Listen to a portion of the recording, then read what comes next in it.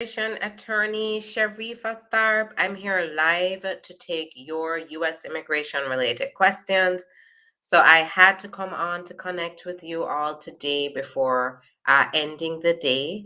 Go ahead, put your questions in the comments so that I can answer your questions. But I also wanted to come with a particular topic, and that is, what do you need to apply for the green card without the spouse or the relative who is mistreating you? And this is through VAWA, right? This is the type of application, petition that allows you to apply for your own work permit and your own residence in the case that you're being mistreated by certain qualifying spouses or relatives. Now, if you're being mistreated by a U.S. citizen or legal permanent resident, spouse, or parent, if it's a parent, you should be under 21, but in some cases, are exceptions if you're under 25. If you are being mistreated by a citizen's son or daughter, that citizen or son or daughter has to be age 21 or older before you can apply for this petition. So even if you were mistreated by your citizen son or daughter before, but now they're 21, now would be the time to apply for relief through VAWA. Now, what do you need to move forward with that? And I think the number one concern that a lot of people have is, well, they called me names, they sometimes threaten me in some ways, but they never physically hit me. How can I prove this? And the answer is, you don't have to find any other evidence other than what you remember, what you went through, other than your statement. You don't need to provide a police report. You don't need to provide a medical report showing injuries to be able to apply for this. That's a big misconception, is that you have to prove, you have to have definitive proof of the mistreatment. But keep in mind that when you're being verbally, emotionally abused or mistreated, this is kind of mistreatment or abuse that is not going to be recorded anywhere, but the effect of it is what stays with you. And that's why your statement is also accepted as evidence. Your detailed statement is accepted as evidence by the Immigration Service. Now, what they do to determine whether they're going to accept it as evidence is they look at the credibility of your statement. Is your statement credible? Is it believable? Or is any of the evidence that you've presented credible or believable? So that is what's important here. And so even with a declaration, you can't just submit as paragraph saying they always yelled at me, they always did this or that. When I work with my clients to gather their information, their statement, we get into detail about what they've been through, the effect of it, the dates, what happened, how did it make you feel, who was there, when was this, what time period was it. You don't have to have facts down to a T, but we need to provide enough evidence for the officer to first see that you do qualify based on what you went through, and for the officer to see that it's sufficiently detailed to be believable, that it is something that likely happened because it's believable. So when we look at evidence, it's not a one size fits all. We look at evidence regarding the person's particular circumstances. Were there text messages exchanged? Were there emails? Sometimes there are. If it was verbal, where it wasn't recorded anywhere, then we take the statement. Maybe it was recorded. If it was recorded, we can get it transcribed. And when I talk about recorded, it means, like, if they were calling you names or threatening you. And then keep in mind that while some lawyers will tell you that you are required to have, excuse me, excuse me, I'm having a little cold, so you'll hear a little stuffiness. So while the maybe even other lawyers will tell you things like, oh, you can't apply just based on mistreatment, verbal or emotional abuse or mistreatment. Keep in mind that's not the case. As an experienced attorney that has dealt with these cases for my clients, I know for a fact that it's not just about physical abuse, but it covers all sorts of abuses and extreme cruelty. So, manipulation, control, jealousy, being vindictive, all of these behaviors against you also count. If your spouse, my rule of thumb here is if your spouse is refusing to file the papers for you, that's the first red flag for me that something more is going on here, that this spouse is not treating you well just based on that. That's the first red flag. They may be using it to keep you under their control, under their thumb. They don't want to see you empower yourself by getting your papers. That motivation alone to keep you under their thumb and to keep you oppressed and subdued is a form of extreme cruelty in itself. They are carrying out an objective against you that results in your putting you down and degrading you. So keep in mind that that's the first thing we find. That's the first thing I determine is in what way are you being mistreated. It's not, well, let's see how severe the mistreatment is, right? Because abuse is abuse, mistreatment is mistreatment. There's no one thing is better than the one type of abuse is stronger or more severe than the other. That's not how it works here. If you're in a situation where you're being mistreated, then you deserve to get relief because you're the one that's facing this mistreatment. So that's the first thing here. Now, what do you need? What do you need to apply for this? Once we determine you qualify, then the next thing we do is we go forward with gathering the documentation, the evidence you need to meet the different requirements. So the requirements of VAWA is that one, you lived with your spouse, your parent, or your son or daughter at some point, that did mistreat you, which we just talked about that. That the relationship is real. So, and mostly when we're talking about real relationships, that's going to be the mostly the marriage. You have to show that you entered the marriage in good faith. So we still gather evidence showing the good faith marriage. Now let's stop there for a minute and talk about that, because usually too when we're talking about abuse, even if they didn't hit you, they just want they like to keep you down. They like to keep control of you. In those situations, um, in those situations, what it you know there is usually an imbalance in the evidence that you have to show the good faith marriage, because the evidence showing good faith marriage means that you maybe have to show joint bank accounts, that you are on the joint lease, that you're exchanging money in some way even if you don't have a joint bank account. It maybe pictures together, right? Showing that you are on the estate planning documents of your spouse, and vice versa, that your spouse is on yours. And there may be an imbalance because if this spouse or this parent or this adult child is trying to mistreat you, chances are, and trying to control you, the chances are they are putting you on the bank account. They're not putting you on the lease because they want to keep you silent. They want to keep control out of your hands. And by doing those things for you, they're empowering you.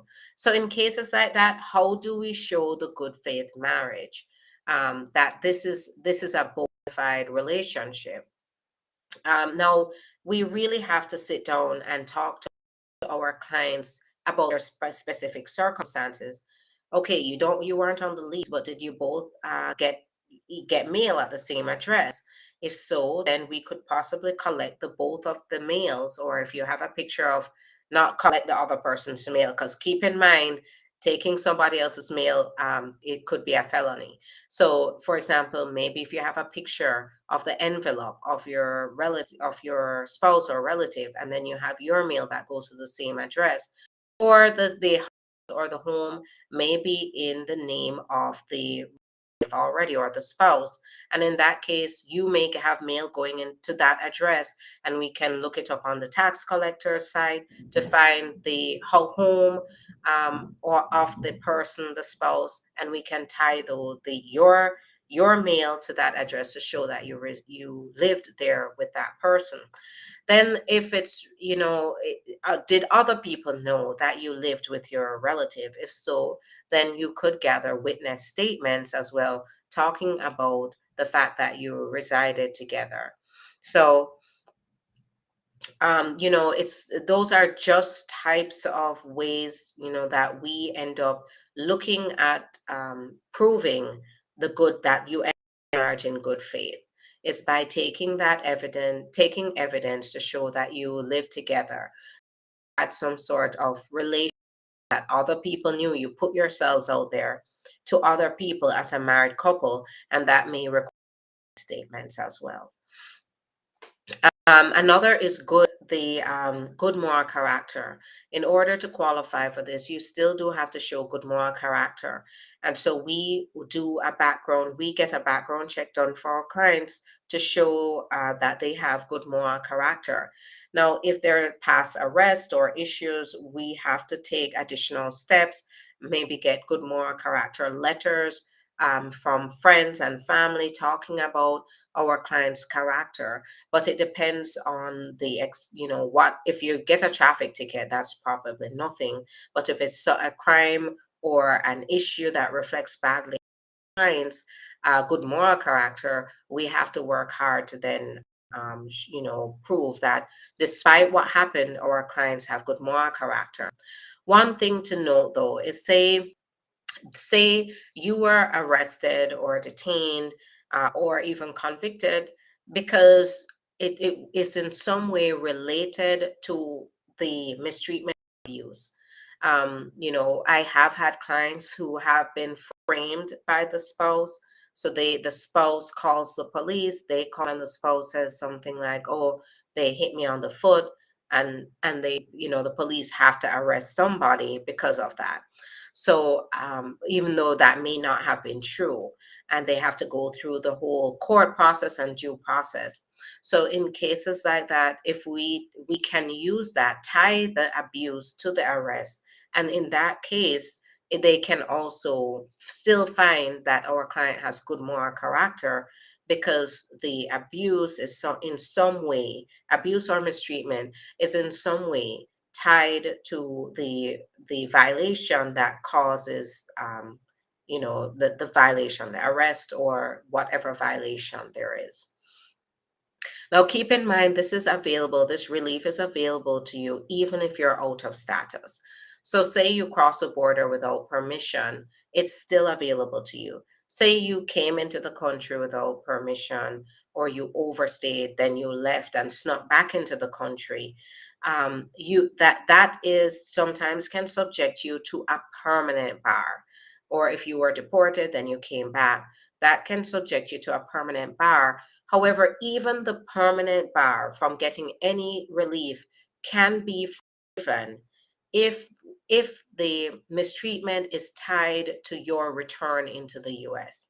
So, the point of that is to show that it's very flexible. It's there because they want to make sure that if you are the victim of any kind of mistreatment or abuse, that you're not necessarily focusing on your status, your immigration status, but rather you're focusing on the relief that you can get here in the US to be able to get your work permit and your permanent residence. All right. So, I just told you in a nutshell what the process looks like. I broke it down in a very basic way, what the process looks like for VAWA, but it really is not a one size fits all. We work hard for our clients, we support our clients through the entire process, and it does take a lot of hard work. So if you are going through a situation like this and you need assistance, give us a call. It doesn't matter. This is available for men, for women, for sons and daughters of U.S. citizens and permanent residents. Of course, if you're a son or daughter of a U.S. citizen or resident parent, then you should be under 25 for us to evaluate whether you qualify. Usually, it's those who are under 21 who definitely qualify based on the mistreatment. If you've reached 21 already, we do have to show how the treatment is related to the delay. Why didn't you apply right before 21? And did the mistreatment play a role in that delay? So those are the things we evaluate for our clients to determine whether you qualify. So if you're under 25, and you have a U.S. citizen or legal permanent resident parent, or you have a U.S. citizen or legal permanent resident spouse, or you have a son or daughter who's age 21, and that son or daughter who's a citizen mistreated you, then you can qualify here, and we'd want to talk to you more and get started. The way you're going to get in touch with the office is by calling the number, or if you really would like to just get on my schedule, it's filling up quickly, so we want to make sure we get to you. You can go to the link in the profile, and in the link in the description of this video, it will take you to the website where you have a number of options. One of those options is to schedule your own consultation.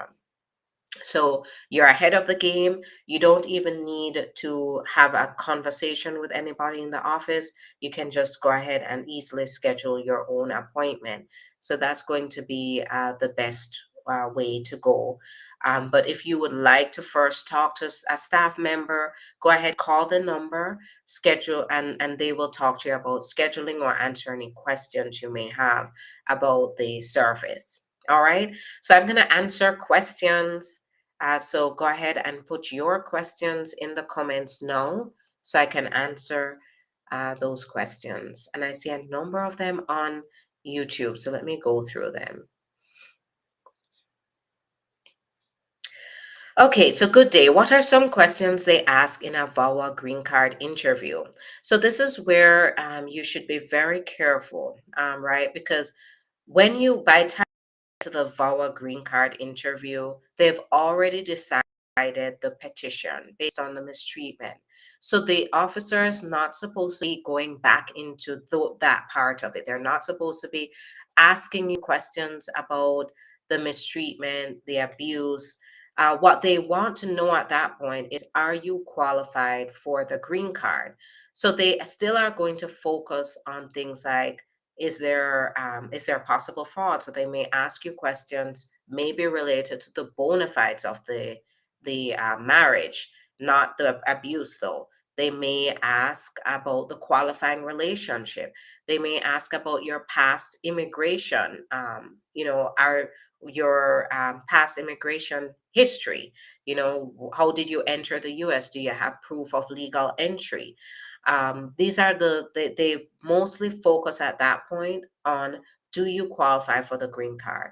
Not necessarily do you qualify still based on the abuse or mistreatment. But this is where it's important presentation match, because sometimes you will go into these interviews and an officer may not be aware of the limitations here in the interview, and they may start to jump back into questioning you about the mistreatment or the abuse, rather than focusing on, are you barred from getting adjustment of status? Are you admissible? These are the questions that they should be focusing on. What are your thoughts? So, what are your thoughts on the dignity program that Congress is trying to make a thing? So I'll have to talk more about that. But right now, I am really skeptical I don't know if the dignity program is on, which side it's on. But I'm really skeptical that any kind of, if this is immigration related, I'm really skeptical that anything is going to pass or anything is going to be done before the next election, because it's a testy subject. And I think both sides are trying to, stay clear of that, the controversy, so they can move forward. I mean, on the Republican side, they are definitely doubling down on anti-immigrant sentiment. But I think, given the border situation and the whole topic of on immigration into the U.S. and the influx of immigrants coming in, especially those who don't have their papers, I think on the Democratic side, unfortunately, are not doubling down on advocating for immigrants the way they should. So they're not really taking a hard stance on it right now. I feel like they are stepping back from that. They're cowering from that. And I think they're doing that until the election passes, because they want to try to get some points for the election coming up. And so any kind of pro immigration program that they're trying to pass, I think it's really gonna be a frozen topic until after the election. And whatever direction it goes in, it could be really bad if the one side, as you can see, he's now running for president.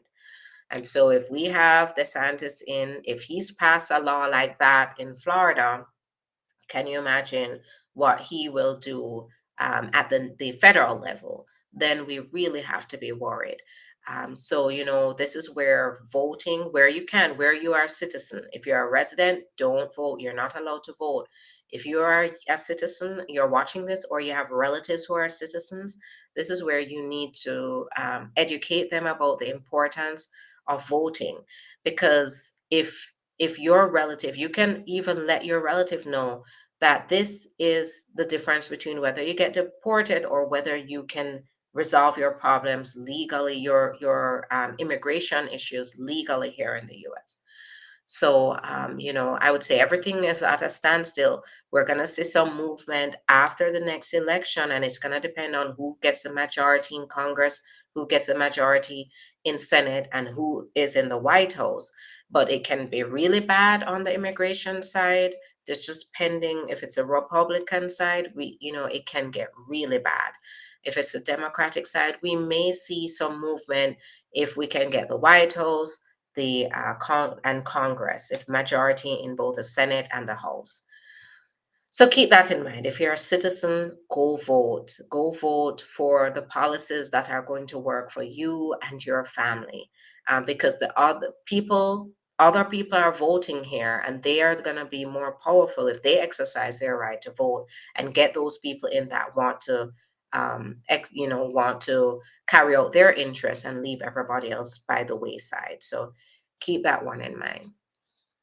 Can a U.S. citizen child refile for her mom if she was denied her green card and I-601 waiver because misrepresentation on her visa application, stating she was in a common law marriage?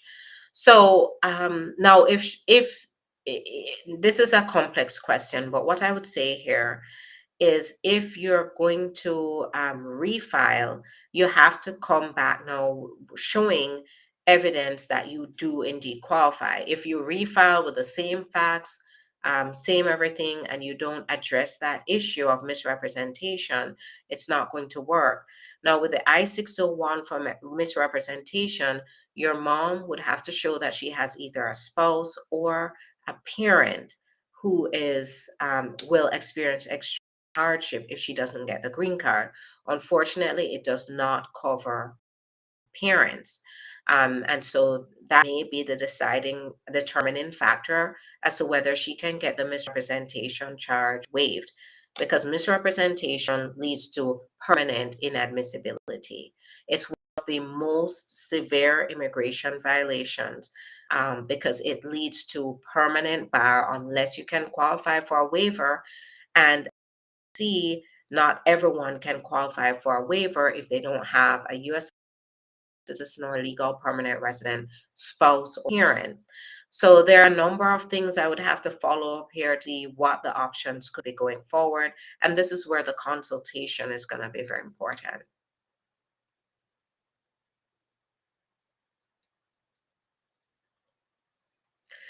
How long,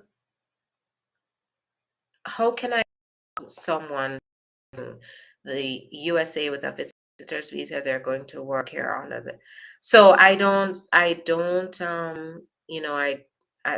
have a say in that part. So I help people to come here legally and I help people to find a legal path to immigration, but I am not in the business of turning people in to immigration or, stopping them from seeking the safety of the United States. So, my question is how much days they give you to apply for permanent residence after you get approved.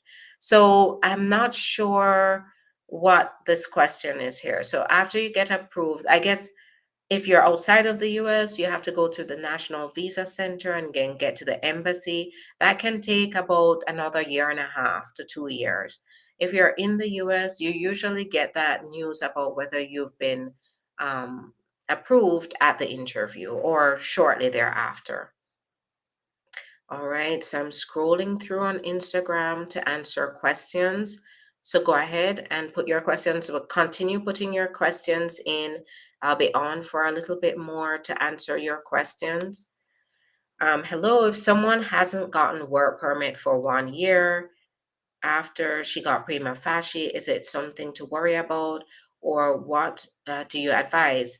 So, 1 year up to, I'm seeing some clients getting, it's taking about up to 1 year to get it. So it's 1 year now. She could be seeing that work permit any minute.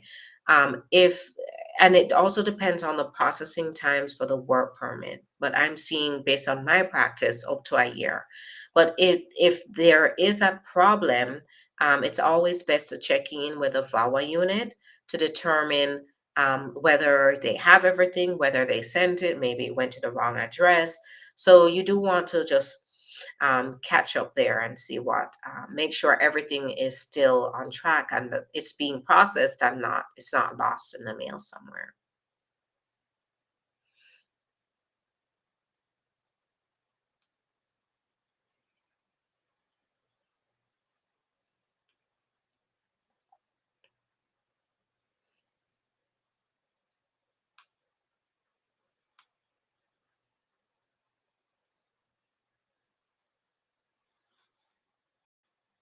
Question: Once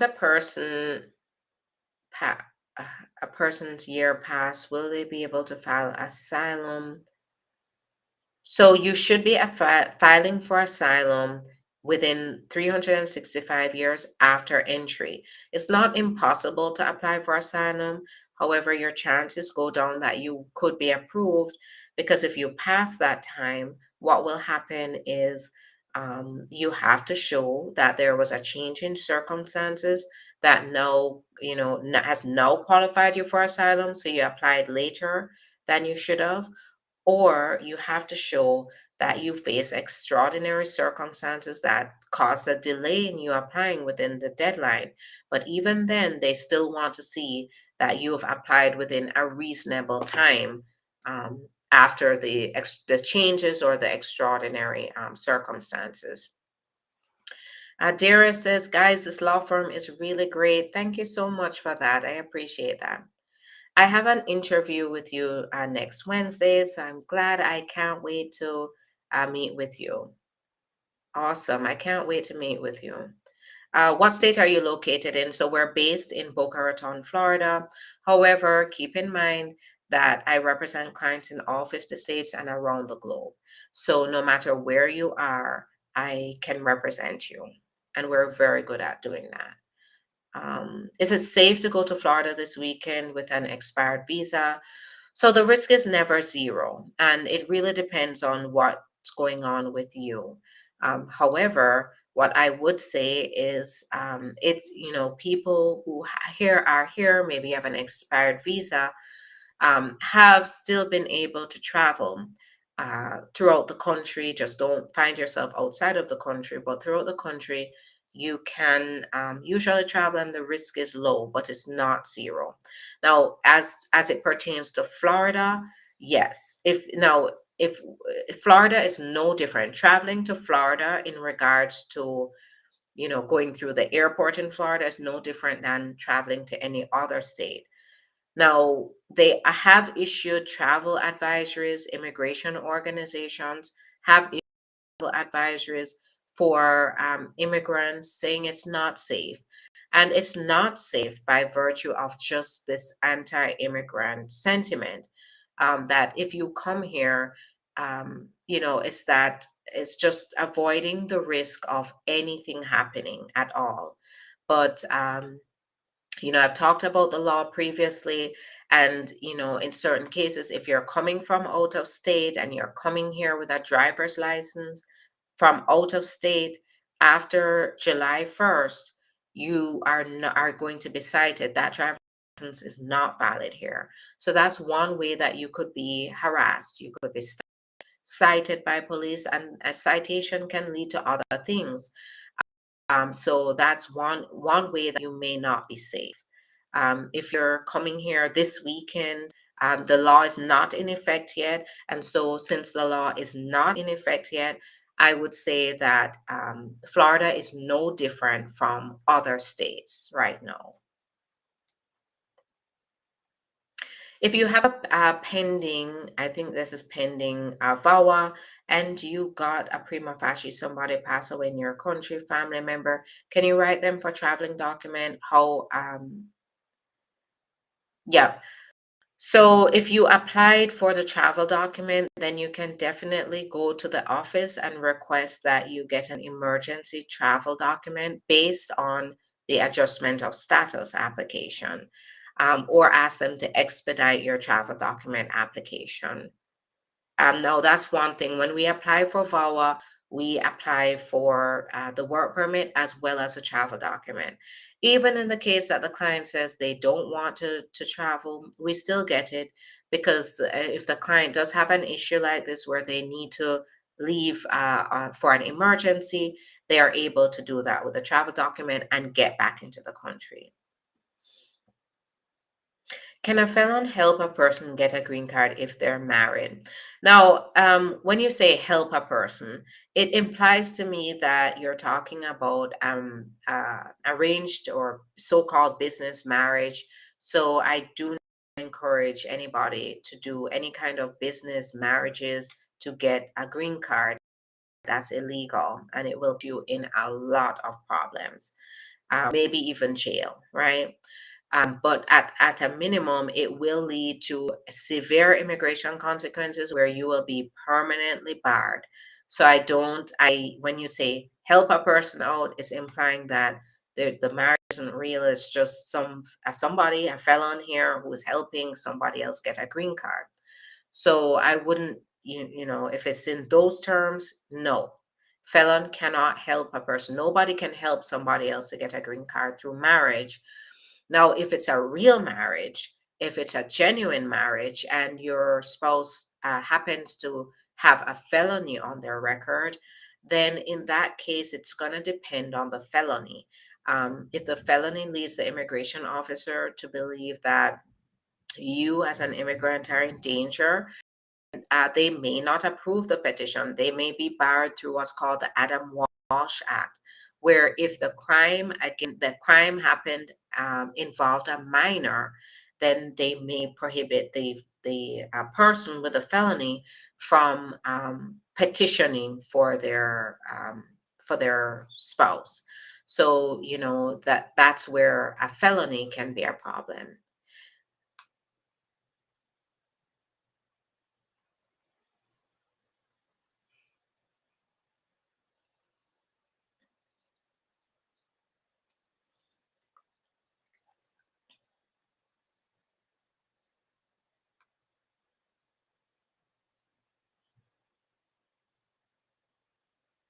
Okay, so how long after your biometrics do you receive your work permit?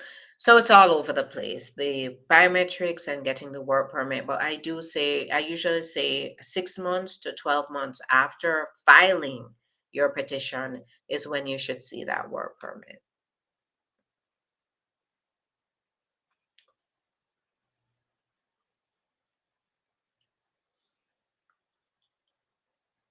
All right. So can you retype your question, Sophia, so I can answer? Go ahead and retype your question. I I'm already gone through the question, so just go ahead and retype so I can answer the question.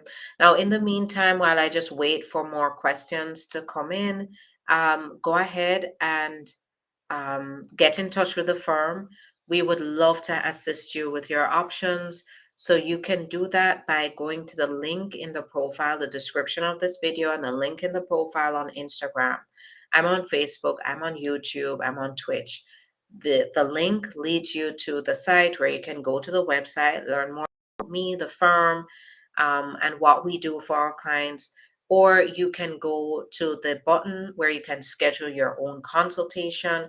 That's going to be the quickest way to get on my schedule. First, make sure you beat the rush and get on my schedule so we can help you. We'd love to help you with your options.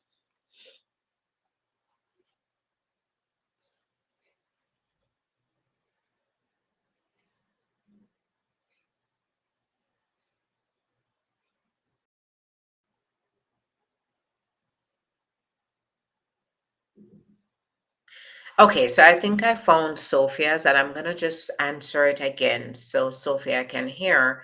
And it's if someone hasn't gotten work permit for 1 year after they got the prima facie, something to worry about, or what do you advise?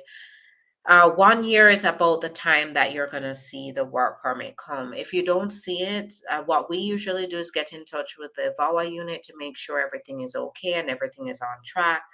And then if it's 1 year, may have passed the normal processing time where you can submit an inquiry. Now, there are special ways to get in touch with the VAWA unit because this is VAWA, it's very confidential. So you're likely not going to get this done by phone.